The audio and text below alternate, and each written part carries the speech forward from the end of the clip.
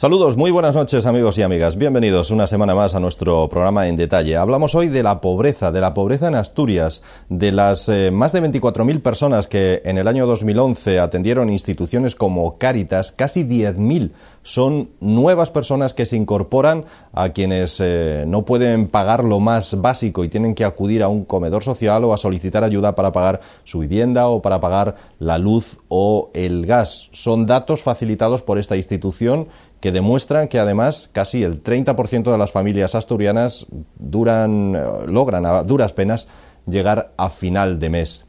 Datos que hoy les vamos a ofrecer y que vamos a analizar en nuestro En Detalle. De eso hablamos en este día, recordando como siempre que tendremos además una entrevista precisamente con los responsables de Cáritas y que despediremos nuestro En Detalle, como es habitual, poniendo una nota mucho más agradable, desde luego, con las clases de asturiano.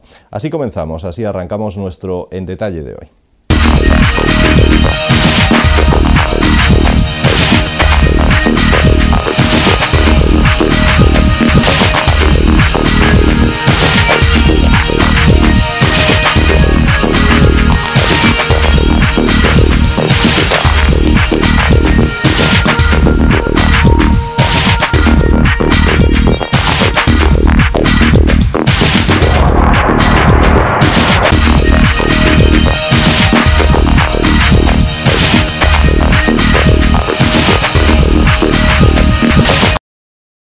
La grave crisis que padecemos hace que el perfil de quien necesita acudir a instituciones como Cáritas, Cruz, el comedor de la cocina económica ya no sean marginados, extoxicómanos, alcohólicos, inmigrantes ilegales o enfermos mentales. No, quienes con mucha vergüenza acuden ahora a cualquiera de estas ayudas son personas que hasta hace poco tenían un trabajo, que incluso podía estar bien pagado, su hipoteca o su coche que pagaban con un crédito. Los datos son evidentes. Cáritas atendió en el 2011 a 24.883 personas en Asturias, de las que cerca de 10.000 pidieron ayuda por primera vez. Muchos de ellos son gente normal, que perdieron su empleo en muchos casos relacionado con el sector de la construcción y fueron consumiendo el subsidio de desempleo hasta que tuvieron que elegir entre comer o pagar la hipoteca. Se trata de jóvenes con bajo nivel de cualificación que tenían acceso al empleo en épocas de crecimiento económico y que actualmente han sido expulsados del mercado laboral, normalmente con hijos, así como inmigrantes en muchos casos también con familia a su cargo. Las peticiones principales de los demandantes están relacionadas con ayuda a la vivienda, agua, luz y con alimentación. Nuestra región registra una tasa de pobreza cercana al 17%, y en la que el 28% de los hogares reconoce problemas para llegar a final de mes. Sobre todo desde el año 2009 se ha producido un incremento de la pobreza y a la par un aumento de la demanda de determinados servicios como comedores, albergues, rentas mínimas o ayudas a personas dependientes. Sin embargo, no hay dinero para la ayuda a la ley de la dependencia y además los pensionistas, colchón para muchos hijos y nietos, han dejado de serlo, porque aunque se suben las pensiones se incrementa el IRPF, perdiendo el poder adquisitivo. Una crisis como esta, dura y además prolongada, se está cebando con los matrimonios jóvenes de entre 25 y 45 años y con hijos a su cargo, la mayoría de ellos de nacionalidad española.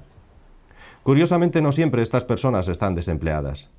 Hay quienes son pobres a pesar de contar con un empleo porque sus ingresos son tan mínimos que no les llega para pagar lo básico, la hipoteca o el alquiler, la luz, el gas, la alimentación.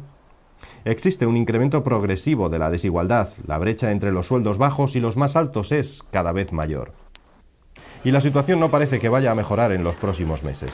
Asturias podría superar los 40.000 desempleados sin ningún tipo de cobertura a partir de agosto, mes en el que termina la prórroga de la ayuda de 400 euros. Actualmente, unos 35.000 parados ya no reciben ningún tipo de prestación en Asturias. El desempleo entre los mayores de 45 años alcanza el 25% y afecta a un colectivo con mayores dificultades para la reinserción laboral y con cargas familiares, lo que hace aún más dramática la situación. No lo tienen más fácil los parados menores de 35 años, que suponen el 48% del total de los desempleados asturianos. Además, los parados de larga duración alcanzan el 45,6%. Desde instituciones como Cáritas o Cruz Roja no se limitan a dar ayuda económica a estas familias o ponerles un plato de comida. Algunos de ellos logran empleo con trabajos de jardinería o albañilería en fincas de la iglesia o de particulares. Además, se recicla ropa vieja donada para venderla en una red de tiendas. Y es que muchas veces son instituciones humanitarias las que tienen que hacerse cargo de la situación, ya que las ayudas públicas son escasas y lentas.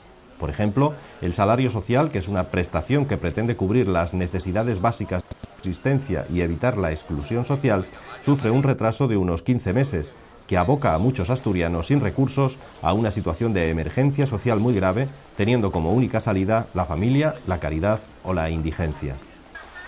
Nadie está libre de verse en esta situación. Hay 200.000 asturianos en riesgo de exclusión, es decir, casi 2 de cada 10 asturianos que pasean por cualquier ciudad de nuestra región están en riesgo de exclusión. En muchos casos, el problema se supera momentáneamente gracias a que todavía existe una red familiar e instituciones que ayudan a estas personas. En Asturias hay en total 25 instituciones de ayuda, de la más variada procedencia, y todas ellas advierten que el 12,8% de la población asturiana está bajo el umbral de la pobreza. Es decir, que casi 140.000 asturianos viven con menos de 600 euros al mes. En la actualidad, 4.000 asturianos esperan el salario social y 6.000 las ayudas a la dependencia. El recorte en las subvenciones públicas a estas 25 organizaciones se ha reducido un 20% y esto significa dejar sin atender a casi 20.000 asturianos. Y ni siquiera nos consuela pensar que ese porcentaje de algo más del 12% de pobreza asturiana está por debajo de la media nacional, situada en casi el 20%. Ya que el 84% de las personas en riesgo de exclusión tienen menos de 49 años. Y dentro de este grupo, el colectivo mayoritario no ha cumplido ni los 40. Además, casi la mitad son mujeres. Como bien dicen en algunas ONGs, los datos no dejan de ser frías cifras, que esconden detrás una realidad angustiosa para muchas familias, con serios problemas para atender necesidades básicas, para llegar a final de mes o para pagar la hipoteca y no acabar desahuciados por el banco.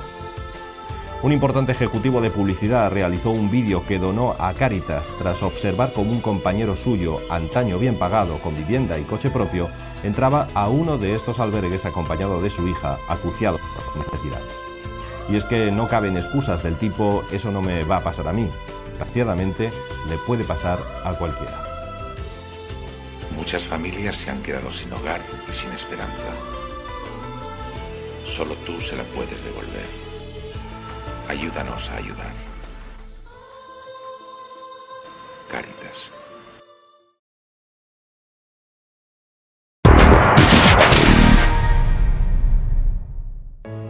Del tamaño, de la magnitud de esa crisis que estamos padeciendo, nadie mejor que las organizaciones donde mucha gente ya en situación francamente desesperada acude para buscar ayuda, nadie mejor que organizaciones como Cáritas para conocerlo de primera mano. Así que en este En Detalle de hoy, que estamos dedicando a la crisis, a la pobreza y a cómo está afectando a gente que jamás se había visto en esa situación y que desde luego no esperaba ni en sus peores pesadillas que pudiera verse a las puertas de un albergue, por ejemplo, o de un sitio donde le den de comer porque no tiene ni para ello, gente joven con hijos que hasta hace escasamente unos meses o como mucho unos años tenían su trabajo, su hipoteca, su piso, su coche, una vida absolutamente normal. Hablamos de este asunto hoy en detalle y, como digo, nadie mejor que los responsables de Cáritas para conocer cómo está la situación en Asturias con esto de la crisis. Ellos acaban de presentar, lo hacían el mes pasado, en junio, el informe o la memoria de actividad Cáritas Asturias 2011 y han hecho además, hacen una lectura que espero repitan para nosotros de la situación social que vive ahora mismo Asturias. Con nosotros está Adolfo Rivas, que es el director de Cáritas Asturias. ¿Qué tal, Adolfo? Bienvenido. Hola, buenas noches. La primera pregunta es obvia. ¿Habíais pasado por una situación como esta en la historia, no sé si en la historia de Cáritas, pero en la más reciente, habíais vivido una situación como la actual? Todas las situaciones son distintas. Es decir, nosotros estamos ahora en una situación muy compleja porque hay muchos miles de familias aquí en Asturias que están pasándolo muy mal y que están sufriendo y que tienen miedo de caer en la exclusión social. Pero también es cierto que hace unos años, cuando había mucha menos pobreza, cuando había mucha menos gente que estaba en una situación difícil, teníamos una población de varios miles de asturianos que estaban sufriendo, que estaban en situación de exclusión y que ciertamente eran invisibles. Eran invisibles porque como vivíamos bien, como éramos una sociedad rica, aparentemente rica, que luego hemos visto que era muy frágil, pues esa gente no se veía, podías mirar para otro lado. Hoy es imposible mirar para otro lado. Mires para donde mires, ves injusticia, ves pobreza, ves necesidad. Y ya digo, lo notáis especialmente vosotros, ¿no? Porque, bueno, veis la evolución de la gente que acude a vuestras instituciones, ¿no? Sí, sí. Quizás lo más que llama la atención es que Cáritas tenía un frente de trabajo. Tiene varios frentes. Uno es el trabajo por la justicia social, que a veces se olvida porque como llama mucho la atención la acción social directa, pero una línea de trabajo de sensibilización y de lucha por la justicia y por la transformación social está siempre. Luego estaba con la exclusión social, con la voluntad de ser la última red de protección social, con estar con los últimos de los últimos, pero ahora nos hemos encontrado con otro colectivo muy grande, de muchos miles de personas, que son familias que están en una grave situación de vulnerabilidad social y que hay que impedir que lleguen a la exclusión. No obstante, ¿qué datos tenéis en esa memoria de actividad de Cáritas Asturias 2011 que nos hablen de la crisis que padecemos? ¿Qué datos hicisteis públicos? Bueno, pues vemos que tenemos aproximadamente la misma gente, un poquito más de gente en la calle, un poco más de personas sin hogar. Estamos en unos 1.900, 2.000 personas sin hogar en Asturias. ¿Es mucha más gente que antes? No, no es mucha más gente, aunque todos los días se incorporan algunas personas a la calle. Y la calle es muy dura, la calle destroza enseguida, la calle desgasta y rompe. Pero reclusos, personas inmigrantes, personas mayores que necesitan apoyo, todos estos colectivos aumentan, pero no aumentan de una forma desproporcionada, no es un aumento enorme. En cambio, sí vemos un aumento enorme en las familias que eran, bueno, que les da vergüenza incluso su situación, que son muchas veces incapaces de pedir ayuda ni hacer valer siquiera sus derechos, y que hay que acompañarlas en estos momentos difíciles. ¿Por qué? O sea, ¿cómo notáis que les da vergüenza? ¿Llegan, intentan? ¿A qué te refieres? La pobreza va siempre acompañada normalmente con niños. Las familias que tienen más problemas son familias también donde hay niños. Y los que dan el paso de moverse son principalmente sus madres, son las mujeres. Pero muchas veces nos encontramos en Cáritas, su gran ventaja es la gran red que tiene.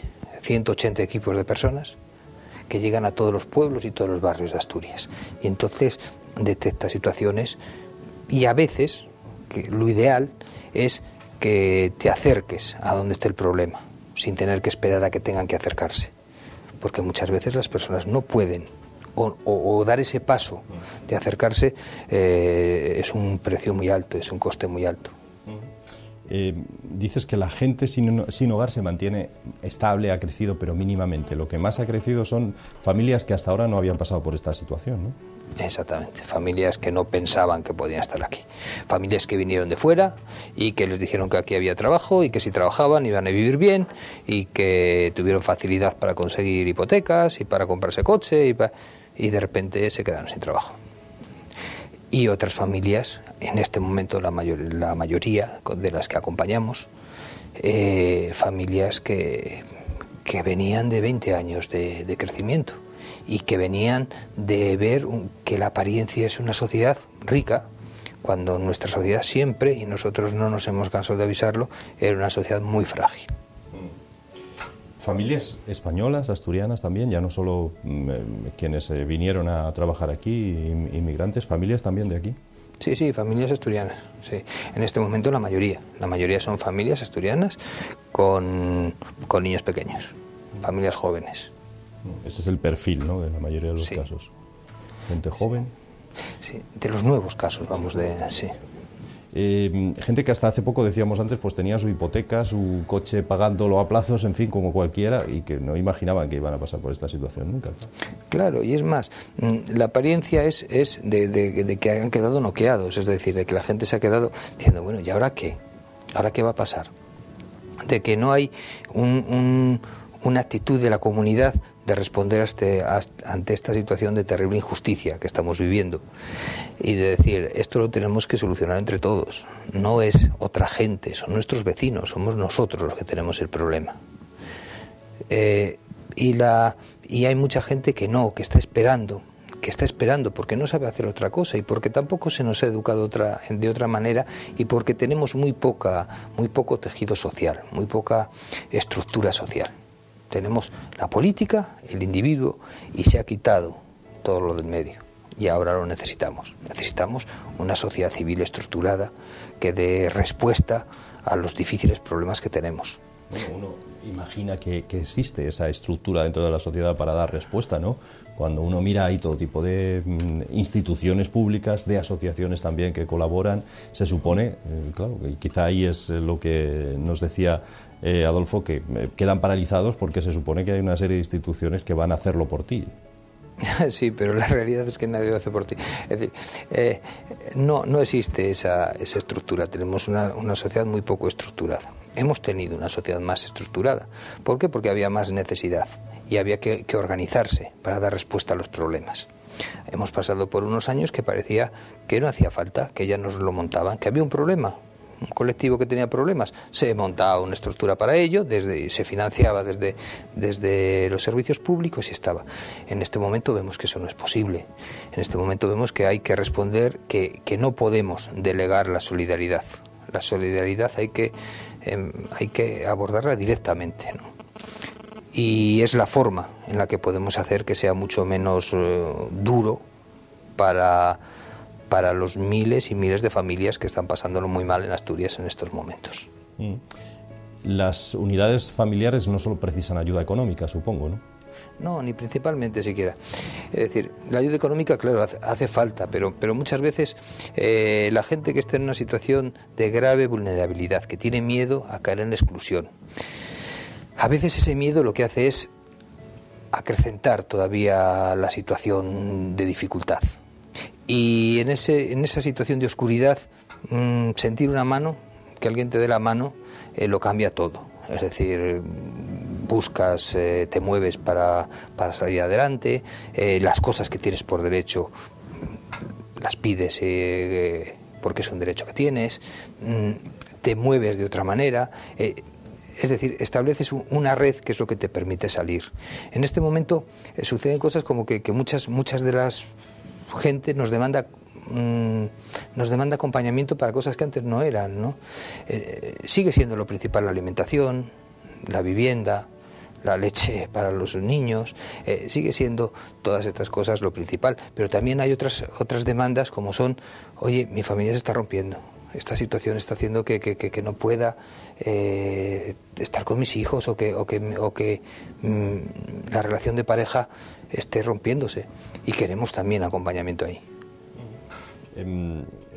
Además de los datos que son fríos, o por encima de esos datos que son fríos, hay mucho más. Hay gente que tiene una angustia tremenda, me imagino, ¿no? Un miedo tremendo a perder el empleo, o en el caso de haberlo perdido, incluso a quedar en la marginalidad, ¿no? Bueno, y empezamos a tener otra realidad que no teníamos aquí, que son los trabajadores pobres. Es decir, gente que tiene trabajo, pero el sueldo que tiene no le permite hacer una vida normal. Es decir, es pobre, aunque tenga trabajo. Pero no sé qué te está diciendo. Estamos diciendo que hay personas que temen pasar esa línea y que están angustiadas, ¿no? Hombre, es que da auténtico vértigo. Trabajo, nos decía, sí, ¿no? Sí, nos encontramos con trabajadores pobres por primera vez. Trabajadores que, aunque él esté trabajando, ella esté trabajando, no es suficiente necesitan más para poder cubrir los mínimos. No es extraño que dé miedo. La exclusión es un abismo. Es decir, caer se puede caer rápido, pero salir de ello es muy complicado. Las organizaciones y las personas, los voluntarios y los trabajadores que luchan por sacar a las personas o acompañar a las personas que están en situación de exclusión, sabemos lo difícil que es. Entonces, merece la pena hacer el esfuerzo que haga falta para las personas que están en situación difícil no lleguen a estar excluidos.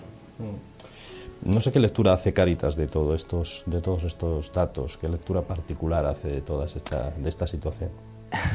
Pues vamos a ver. Cáritas lo que esté cerca de las personas, Cuando eran menos personas, pues menos, en cualquiera que sea situación de dificultad.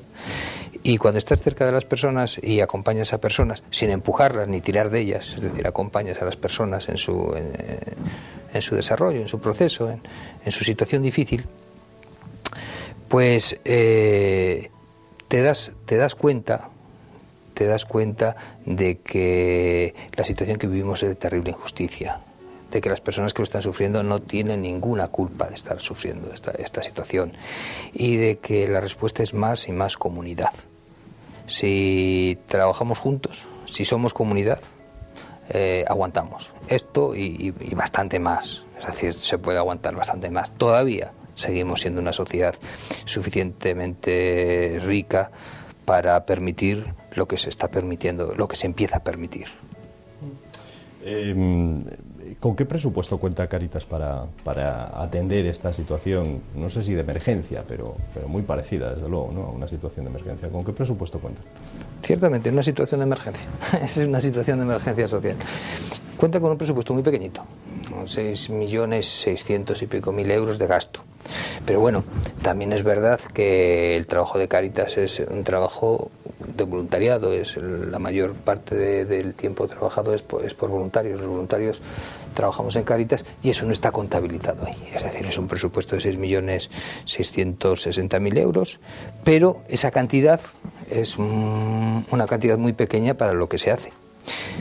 De todas formas, yo destacaría que ha aumentado, porque Cáritas no tiene nada. Es decir, Cáritas, su único activo, lo único que tiene es su nombre, pero es un nombre tan poderoso que sirve para dar respuesta a muchas situaciones difíciles. Pero no tiene nada porque en una situación tan complicada y de injusticia como la que hay, y de pobreza y de necesidad, si tiene que darlo. Entonces, cuando no tienes nada, te lo tiene que dar la comunidad para que tú tengas los recursos que puedas repartir.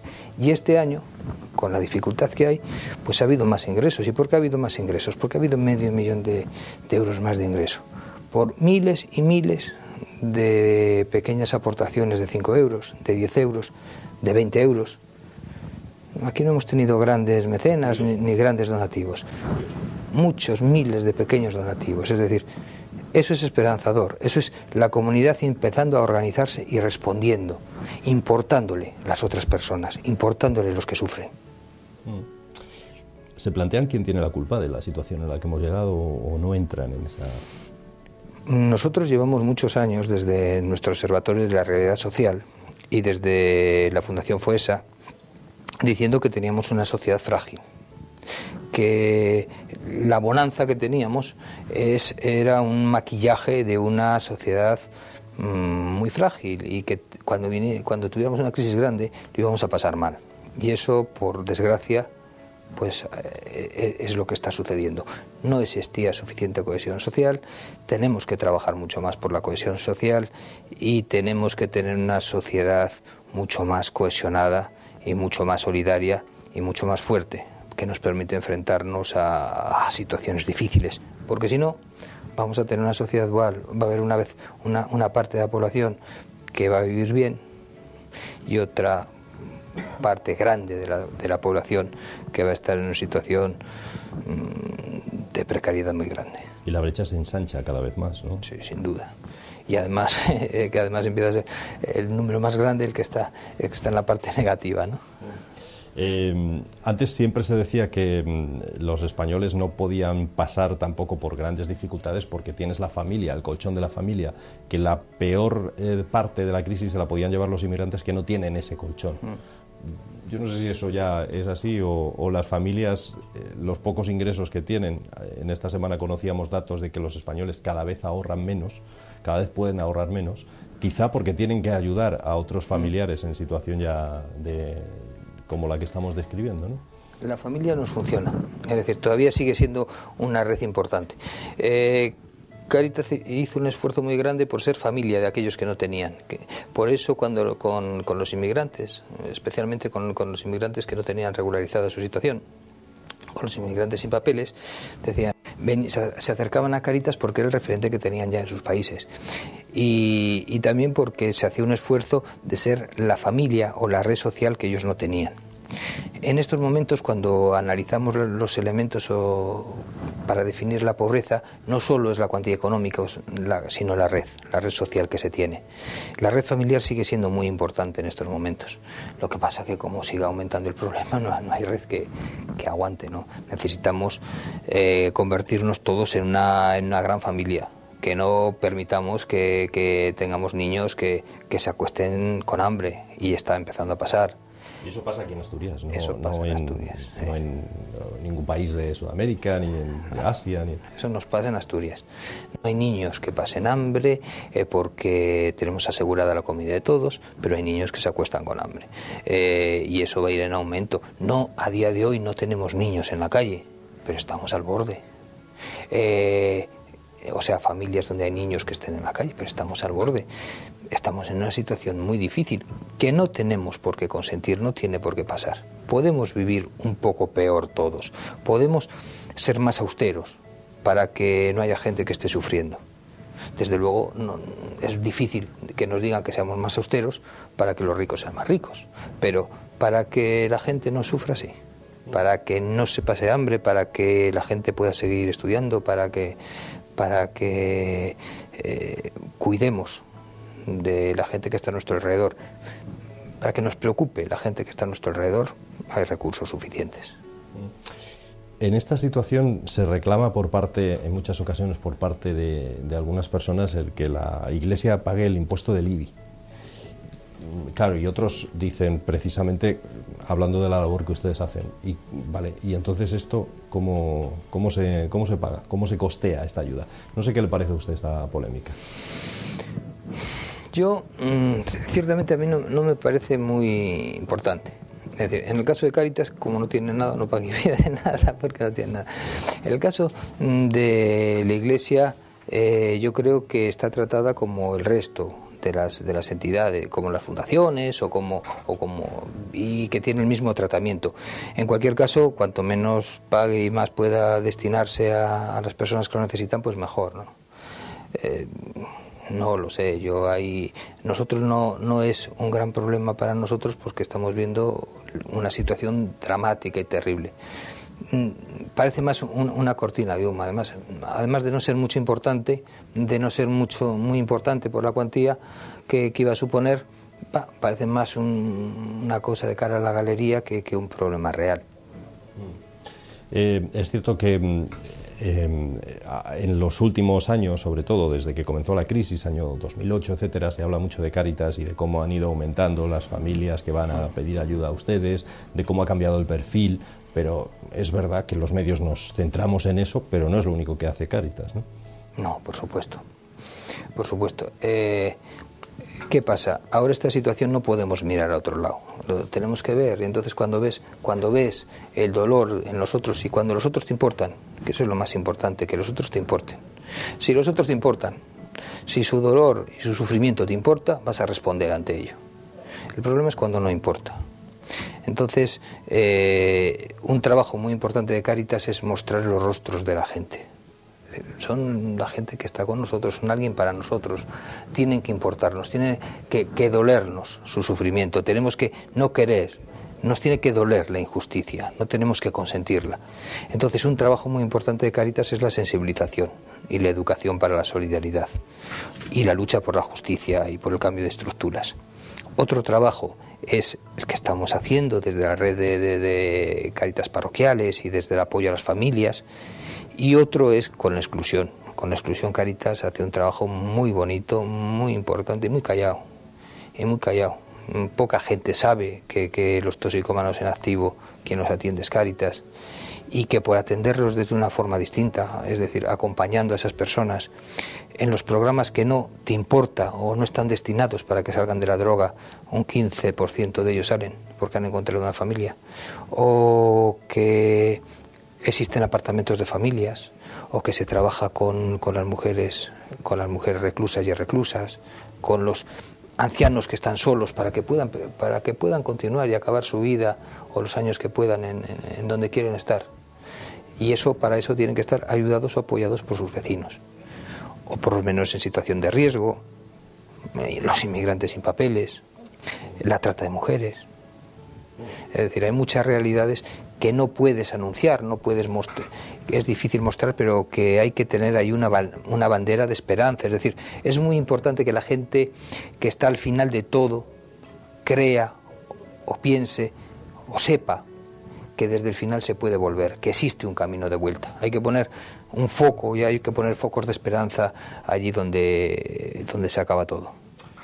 Por último, Adolfo Rivas, ¿cuántos voluntarios, porque dice de poner rostro a quienes colaboran o ayudan, cuántos voluntarios y colaboradores, por ejemplo, tiene en Asturias Cáritas? Bueno, hay distintos niveles de colaboración.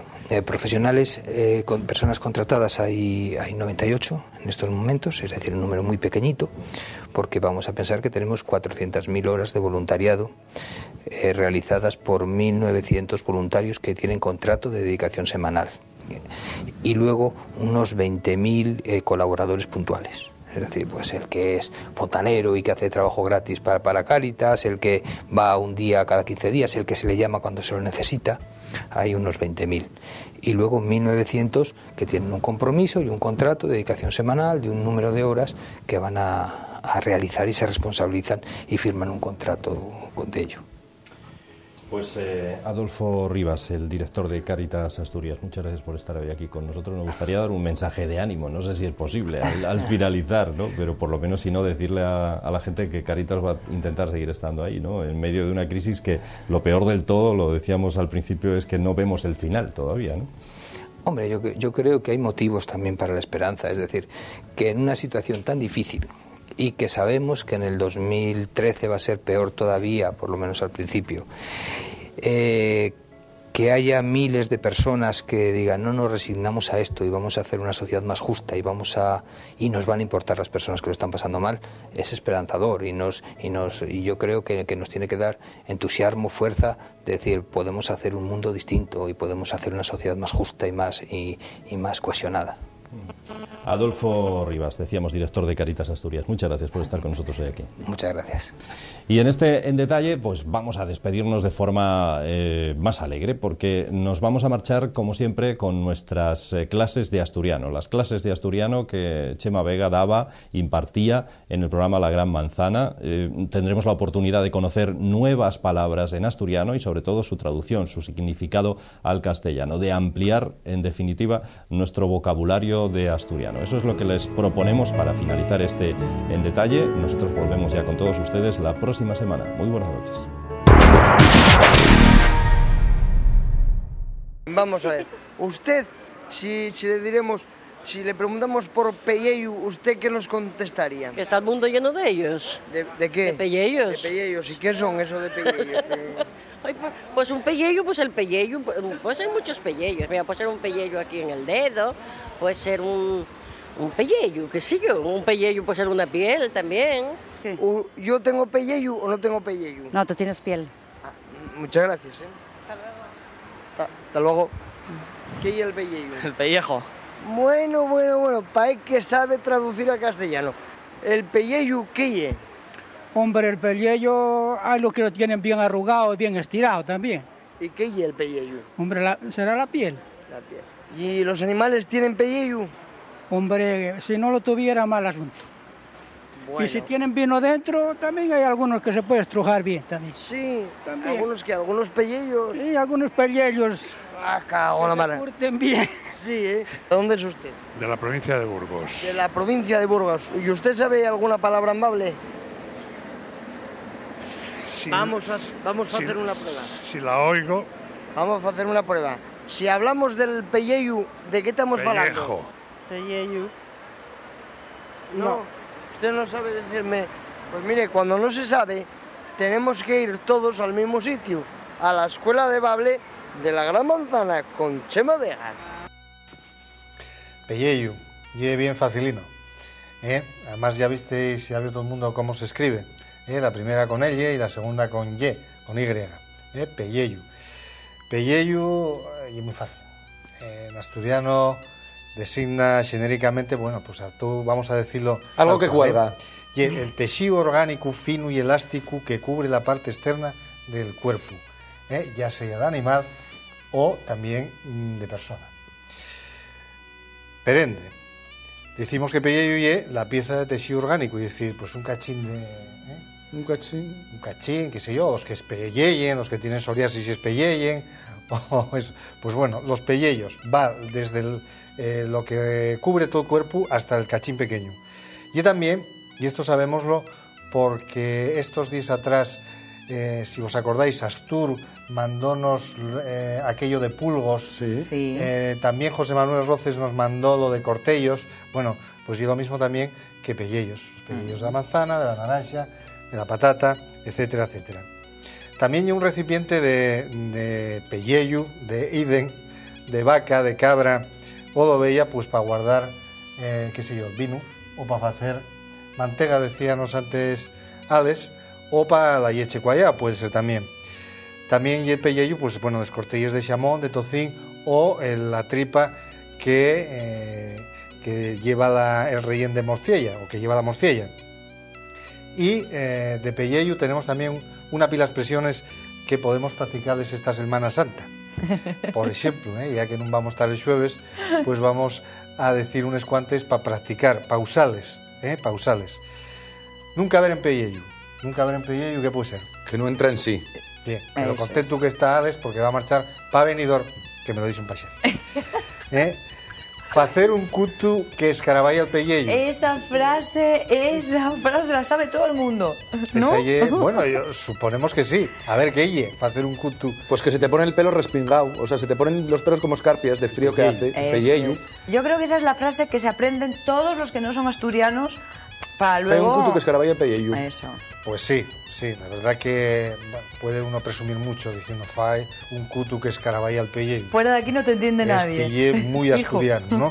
Pues sí, y una frase que podemos rescatar, porque aquí de vez en cuando, seguro que en Xun o en Mayo vienen alguna invernadina y seguro que la podemos utilizar. También deixar el pellejo, pues trabajando, como lo dejamos aquí en la Gran Manzana, trabajando a altas horas de la noche. Eso no se lo cree nadie. Aunque sea verdad, ¿no? Aunque sea verdad, que es verdad, Bueno, pues deixar el pellejo, traballar mucho y mirar por la peseta, que decía mi abuela, que es lo que tenemos que hacer todos los asturianos. Y también cuidar el pellejo, que es lo que tenemos que hacer todos esta Semana Santa. Sí, y luego tiene otra sección, pero esa no la vamos a decir. La de pellejo, esa la vamos a pasar de ella. Sigue la siguiente cosa.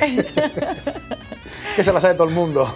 Lo que hemos de hacer ahora, y que también es una de las buenas costumbres de Chema Vega, es elegir un punto de nuestra geografía, cualquiera, y digo esto porque cualquiera va a ser maravilloso, para buscar los orígenes del nombre. Un poquitín de costa, ya que vamos así de vacaciones. Y de sardina, algo relacionado con la sardina. Bueno, pues Por ejemplo... Podíamos si tiene ir... cordones, zapatos y no mocasines, le tocó el turno a... Pues vamos a ir a una villa marinera, a Mariñana, a Candás. Candás, y escogimos Candás porque el otro día estábamos hablando de Candamu, y hay un topónimo que mucha gente pues puede equivocarse. Dice, bueno, si Candamu viene de Cande, de Cando, del indoeuropeo, que significa blanco, o que significa, bueno, o fai referencia a una cosa blanca, que puede ser una rama de estes aviellada, que queda blanca y demás, pues Candás, que lle parecido, pues vendrá de ahí. Pues no, al parecer Candás tiene otro origen, remanez de otras palabras. Lo más probable, y en lo que por lo menos el profesor García Arias, al que nosotros seguimos muchísimo aquí, está de acuerdo, y que el nombre de Candás venga de un antropónimo. Todos nos acordamos de lo que es un antropónimo. Sí. Un nombre de paisano. Eso es. Un nombre normalmente de un posesor. Terrateniente, para que nos entiendan de un todos. terrateniente, para que nos entiendan todos. Así que Candás vendría del nombre de Condasius o de Condus, que estos... Era muy alegre ese hombre, Muy alegre. Por lo del nombre. Tenía mucha suerte. Por lo del nombre. El Condus. El Condus pasa, que diría el otro, ¿no? El Condus pasa. Digo, si viviera en Perú. En este caso no pasó porque quedó el nombre. Quedó el nombre de Condus, que se forma con un genitivo, asi, ati, y que textualmente déxanos que Candás sería o vendría de, textualmente, la propiedad de Condus, o la heredad de Condus. Que este Condus pues debió de pasar mucho tiempo en una zona, ya que dejó el nombre. No sé si desearía un bon o más recuerdo, pero dejó... Algún que otro fío también. Vamos, me ha puesto el gañote. ¿El qué dedo? Dado un que otro fío. Y los que no heredaron los probes... ¿Sabes lo mejor de Candar? Les marañueles. Les marañueles, sí, y aparte les sardines. Bueno, les sardines ya por sí. Bueno, yo a mí no ¿Tú me hagáis un lío con lo de las marañuelas, ¿eh? Es que las hay en los dos lados. Candás, Luanco, El Luanco y en Candás. Bueno, es igual, las hay también en Candás. Sábelo muy bien porque ya envió. Sí. Yo tiro más para la sardina. Bueno, es que sardinas de primero, oye, sidra para eso. beber y marañueles para de postre. ¿Por qué Es que hay que deciroslo si todo. podemos quedarnos con todo, ¿no? Y es que además seguro que eso viene muy bien relacionándolo un poco con nuestra segunda palabra de hoy, Sí. que es garguelo. Vamos a ver. ¿Tú sabes lo que es un garguelo? Un garguelo, esto será, no sé. Y cómprense los garguelos. No. No, usted nunca No sé. compró un garguelo Oye, para hacer Max, un que caldo. tengo prisa, de verdad. Para hacer un caldo. No, Nunca un compraste pajarín, no. un garguelo. No. ¿Acaso sabes? Explícame qué es el garguelo. No sé, me suena garbanzo. Me suena garbanzo. ¿A ti a qué te suena, Vicky? Me parece una lenteja o algo así, ¿no? Bueno, nos vamos con el cabello. Una bufanda. ¿Y usted tiene o no tiene garguelo? Garguelo, no sé lo que es ¿No eso. sabe lo que es garguelo? ¿Usted tiene garguelo? No sé lo que es. ¿No sabe lo que es garguelo? Hombre, pues tenemos que ir a la escuela de Bable más a menudo, ¿eh? Esto no puede ser, ¿eh? Voy, pues mira, los jueves, en Teleasturias, en la Gran Manzana, la escuela de Bable de Chema Vega. Muchas gracias. La escuela de asturiano de todos que nos veis, de todos que nos seguís. Garguelo, facilísimo. Facilísimo, yo pienso que no tienen que dar muchas vueltas, no tenemos que dar muchas vueltas a lo que lle. Según el diccionario de la Academia de la Lingua Asturiana, con más de 50.000 palabras y muchos años de estudio detrás, dice que garguelo lle la garganta, la cavidad que va desde lo postrero de la boca hasta la entrada del esófago. Eso lle el garguelo. Y de garguelo tenemos gargolazo, que lle facer ruido col garguelo, y gargolexar, que lle, bueno, facerles gárgares que salen en todas las películas famoses, ¿no? Facerles gárgares, o los gorgolitinos. Ay, qué mariconada te quedó. Que faen gargolitinos. Los que canten ópera, ¿no? Claro, gorgoritos. Gorgolitinos. Bueno. Sí, bueno. Y después arréglalo. Y después tenemos otra cosa que lle lo que sal con la da, que lle el gargoso y la gargosa, que al final lle lo que queda colgando la pellilla esta, que... La papada, que se dice. Sí, el gargoso, la gargosa, y los que tienen la papada, que muchos llevenla muy dignamente y otros prefieren más operar.